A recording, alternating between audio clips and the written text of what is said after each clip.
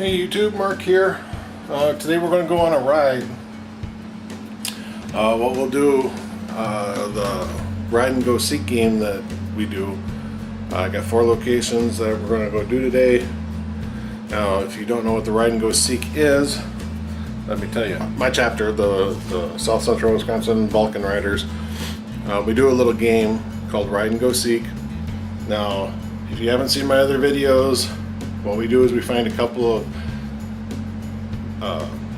roadside attractions. They could be historical, they could just be whimsically and fun. So, but we're going to go out and we're going to hit about 4 of them today, I'm hoping. Yeah, sounds like a lot of fun. Let's jump on the bike, let's get going.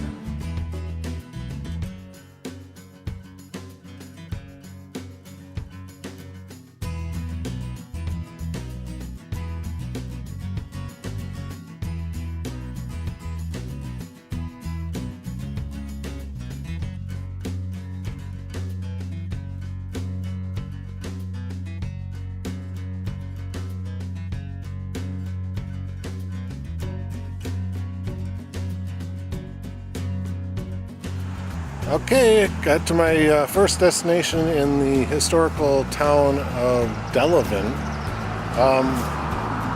The main street, as you can see behind me here, has actually got a bit of historical significance in that back in the early 1900s, I think it was 1911,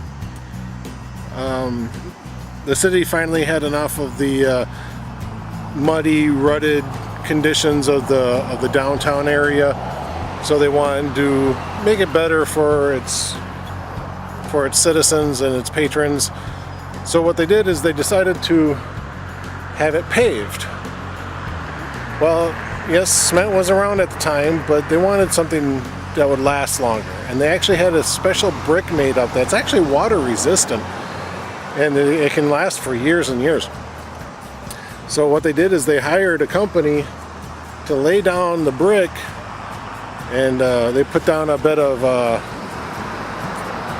concrete below. It's like a 2-inch thick bed of concrete. Put sand on top of that, and then they put the brick on top of that, and it's actually held up very well. It's glazed over and stuff. I mean, yeah, they do have to replace bricks from time to time, but actually the road itself is still brick, it's still in good condition, and it's now a historical area because it really hasn't changed much in the 150 years that it's been in use. So that alone, just the street alone, has historical value. Now, the area where I'm at, don't know what they really call it. I don't know if it's called the Brick Street Park or the Circus Park or something like that. I call it the Circus Park because between the years of, I think it was 1847 and 1847 and 1894, the town was, well, basically the hubbub of the circus world. If you were any respectable circus company, you were headquartered here in Delavan. They at one point had like 26 different circus companies stationed and headquartered here in Delavan. Now, one of the very first, actually I think it was the very first, was the Maybe US, I think that's how you pronounce it, M-A-B-I-E, the Maybe Brothers US Olympic Circus. And they had an elephant here. Elephant was, what was it, 10,000 pounds, 10,500 pounds, something like that. Stood 10.5 feet tall. His name was Romeo. He was a gigantic elephant, and actually that's what we're here to see today. And that's Romeo, or that is a statue commemorating Romeo. Now, it's actually a pretty tragic story of what happened to him. He was actually a really good elephant for a long time, and they really had no problems with him. All of a sudden, one day, he just goes rogue, got loose from his handlers, and killed, I think, about a dozen people in his rampage. The circus authorities had no choice but to put the animal down. So yeah, it is kind of a sad story, but we have a commemorative statue of Romeo. But the U.S. government made commemorative circus stamps years ago. And the clown that you see with Romeo, the face, is actually a face that they used on one of those 5-cent stamps. So, kind of interesting, kind of fun, kind of sad, but very historic. Yeah, I got some other things here too. I mean, they got a giraffe down here. I'm going to go read about that. I'll take some pictures of it in there. And of course the Delavan water towers here. I mean, this is the hubbub of Delavan, it really is. I mean, the highway is far away, but this is the center of town. So let's take a look around and see what else they have down here.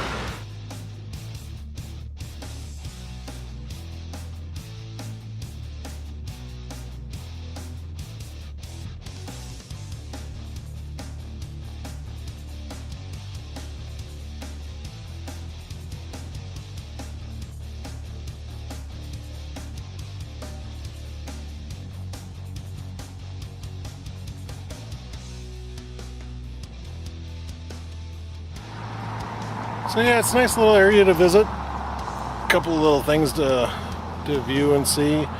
Lots of traffic. You're right downtown, so you get a lot of traffic. So, but the history of it alone is worth coming here. You know, I couldn't imagine how colorful this town would have been. You know, with 26 different circuses and stuff coming around. I mean, usually they're only here in the wintertime, you know, when they're having to put away the animals and they put away all their tent and equipment and kind of let it sit for the winter.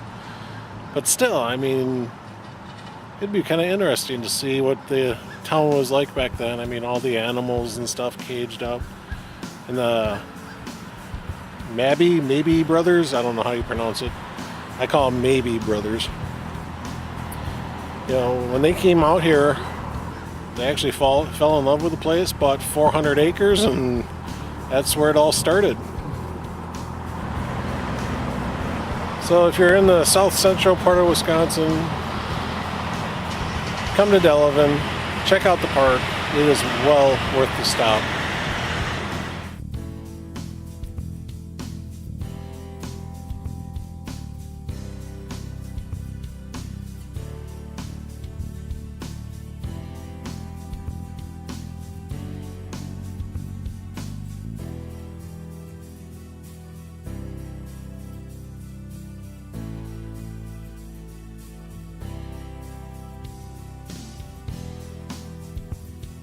Alright, this is my second stop of the day. They call it the Jelly Belly Factory, but it's not really a factory, it's just a warehouse. You can take a tour here. Again, it's not a factory, so you don't get to see the production on how the Jelly Bellies are made. But they do have TV screens set up around the tour so you can see the process, but you aren't actually there to, you know, see the process. So like I said, it's just a warehouse. There's a store here. You can go in and buy just about any flavor Jelly Belly jelly bean you want. And that's what I'm going to do.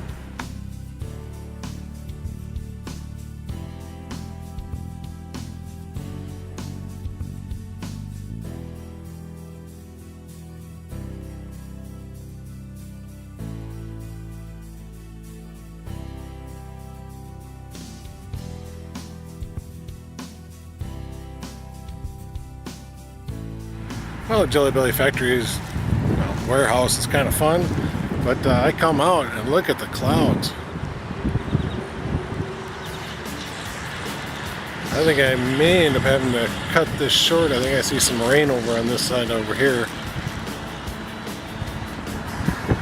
So yeah, wind's picking up a bit. I may just have to boogie home in hopes that I don't hit rain.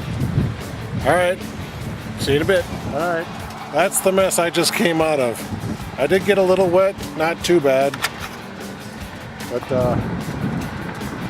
yeah, I was always hoping that I'd get a year where I don't get wet, but it just doesn't seem to happen. I don't know exactly what the system is once you get towards Milwaukee, so I am going to try to get to my another destination. It's the old Pagoda station, and we'll see if we can make it. Otherwise, if I start getting back into rain, I'm going to turn around and head home.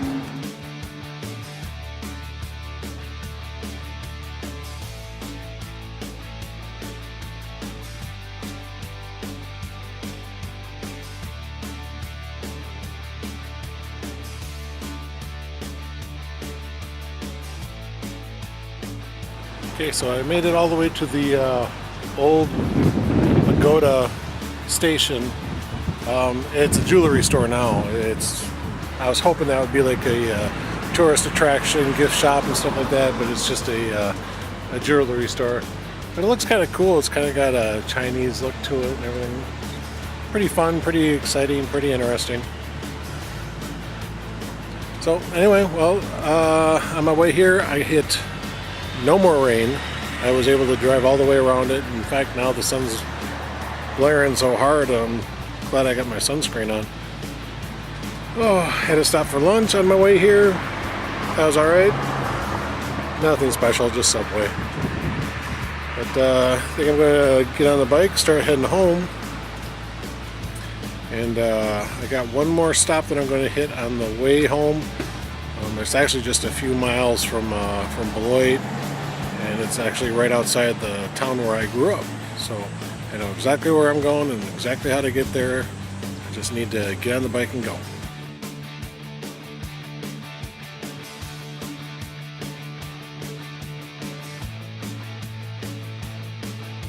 Well, on my way home from the old Pagoda station, came across this rustic road. I think we ought to ride it and see what it's like. I don't think I have this one yet, so let's go.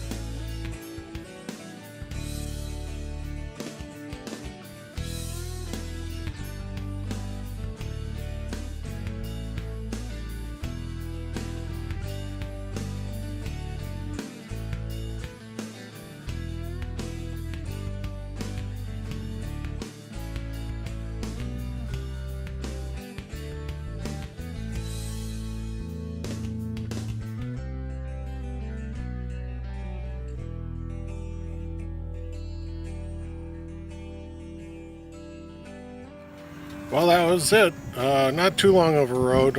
Most of it was gravel towards the very beginning, and then again towards the very end it was paved, but for the most part it was gravel.